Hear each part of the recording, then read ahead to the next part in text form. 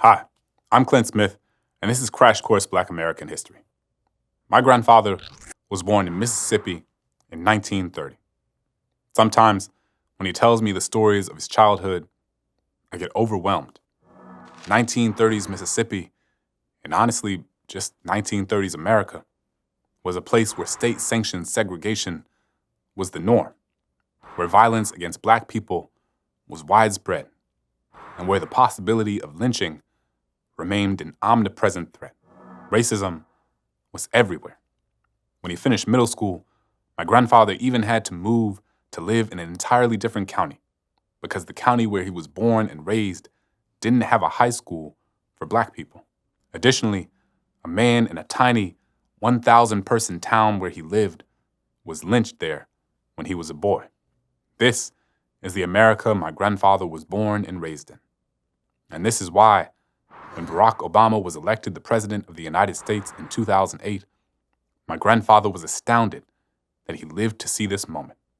He told me he simply could not have imagined the prospect of a black president leading the country and a black family living in the White House as legitimate possibilities in his lifetime.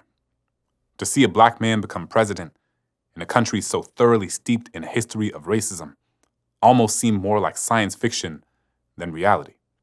But it was reality. And Barack Obama's journey to and presence in the White House inspired many, angered many, and impacted American politics in a way that changed it forever. Let's start the show.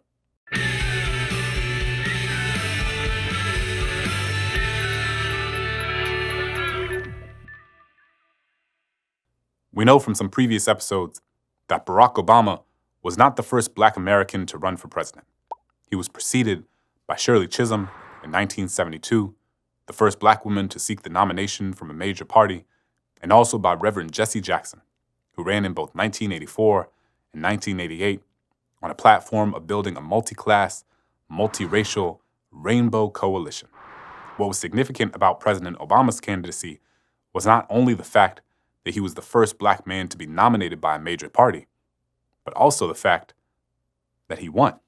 Let's learn a little bit more about who he was in the thought bubble. Barack Obama was born in 1961 to a white mother from Kansas and a black father from Kenya. He was raised mostly by his mother in Hawaii. Then when he was 6 years old, they moved to Indonesia after his mother remarried, which he later described as giving him a larger, more global perspective on the world. In 5th grade, he returned to Hawaii, where his grandparents still lived. And for high school, he received a scholarship to attend an elite school on the island. After high school, Obama spent 2 years at Occidental College in Los Angeles before he transferred to Columbia University, where he graduated with a major in political science. He then spent time as a community organizer in Chicago, working with many local churches to improve housing policy and job training programs. Frustrated with what he felt like were the limitations of grassroots work, Obama decided he wanted the tools to effect change on a larger scale. So in 1988, he attended Harvard Law School and became the first African-American president of the Harvard Law Review. A few years later, in 1992, he would marry Michelle Robinson, a lawyer who was also a graduate of Harvard Law, who he met while working at a law firm in Chicago. They would go on to have 2 daughters, Malia and Sasha. In 1996, Barack Obama was elected to the Illinois State Senate, and in 2004, he was elected to be one of Illinois' U.S. senators. Thanks, Thought Bubble. Now, there's so much more that we could say about Barack Obama's early life, and if you want to learn more about him and his journey, there are many documentaries, and he has multiple memoirs, including Dreams from My Father, released in 2004, and A Promised Land, released in 2020. But we are going to fast forward to his election and his presidency. By the time that Barack Obama was running for president in 2007 and 2008, America had a lot going on. The country was involved in increasingly unpopular wars in Iraq and Afghanistan. Americans were facing the worst financial disaster since the Great Depression, and as a result, Americans were losing their jobs, homes, and retirement savings at extraordinary rates. Black Americans, as has been the case throughout so much of American history, were disproportionately hurt by all of the mortgage foreclosures and job losses.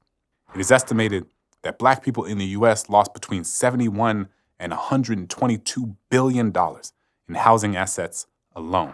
Barack Obama's campaign really focused on these issues. He promised to end the war in Iraq and save the American middle class. He also promised to put an end to partisan, racial, and economic divides and to unite the country. These promises resonated with folks who felt worn out by the financial disaster and frustrated by a political system that seemed like it could never get anything done. His campaign was particularly energizing to young people who were drawn to Obama's theory of change and saw him as someone who represented a new, more diverse, more progressive direction for America. And so, after a long, hard-fought campaign against Arizona Senator John McCain, Barack Obama became the first African-American president of the United States in 2009. In the early days of his presidency, he got to work attempting to fulfill many of his campaign promises. He supported reforms to the financial system like the Dodd-Frank and Lilly Ledbetter Fair Pay Act. He outlawed the torture of prisoners who were detained during the War on Terror, removed some of the restrictions on federal funding for stem cell research, ended the ban on federal grants for international groups providing abortion services and counseling, and named Sonia Sotomayor to the Supreme Court, making her the first Supreme Court justice of Hispanic descent. After evaluating the consequences of the Great Recession of 2008, he pushed the American Recovery and Reinvestment Act through Congress. Hundreds of billions of dollars in stimulus was designed to shore up the economy in the midst of financial crisis. Tax incentives and benefits designed to help people who were recovering from financial crisis were an essential part of the bill. It did pass, but it passed with only partisan support. No Republicans supported the legislation in the House, and only 3 moderate Republicans voted for it in the Senate, which was indicative of the growing partisanship that would become a major factor in Obama's presidency. But in the midst of all this, President Barack Obama's approval rating was at 62% in the first 100 days of his term. Barack Obama also made huge strides in the area of healthcare.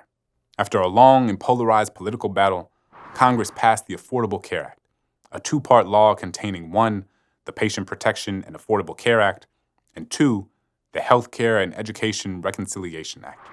The ACA would come to be known by many as Obamacare. Among other things, the legislation sought to improve access to medical coverage for everyone in the United States, keep insurance companies from raising premiums for individuals with pre-existing conditions, and to allow people to stay on their parents' insurance up to age 26. Obama was trying to accomplish a whole lot as president. But it's important to note that simply being president didn't mean that he was safe from racism and prejudice. In many ways, it made him even more of a target. Some members of the Republican Party, as well as conservative media outlets, questioned his U.S. citizenship and forced him to show his birth certificate to prove that he was American, something that was a highly unusual request and one that many scholars refer to as being explicitly racist.